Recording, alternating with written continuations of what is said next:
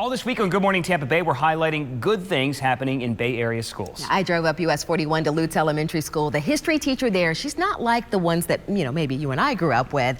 Talk about keeping her students engaged here. Instead of taking notes, her students are hitting notes because they're bringing history to life.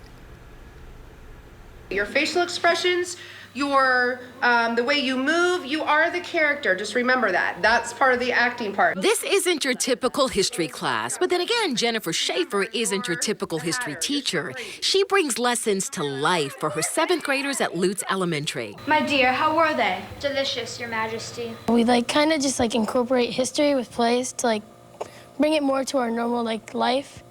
I'm trying to say more to normal life, not back then, but now, because it incorporates new stuff that they didn't have back then. So it's kind of like a twist on it. This school recently added middle school grades, so the teachers were challenged to come up with electives to keep students engaged.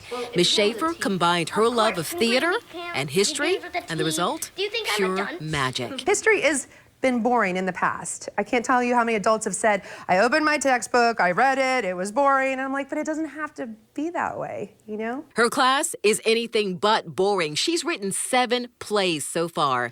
She even came up with a way to put MC Hammer's dance move into a Charles Dickens classic. I want to bring in up-to-date music, and I want the kids to have fun with it, but I want the speeches and what they say to be historical. Her students love it. It was really interesting to learn about Victorian periods while being able to act out a classic. Being up here with everybody, and it's nobody's judging you for anything, and you just get to act the part, and it's just great. Ms. Shaffer is kind of like the Bay Area's Lin-Manuel Miranda, the producer of Hamilton, except her students say they're just lucky to be in her room, the one where the magic happens.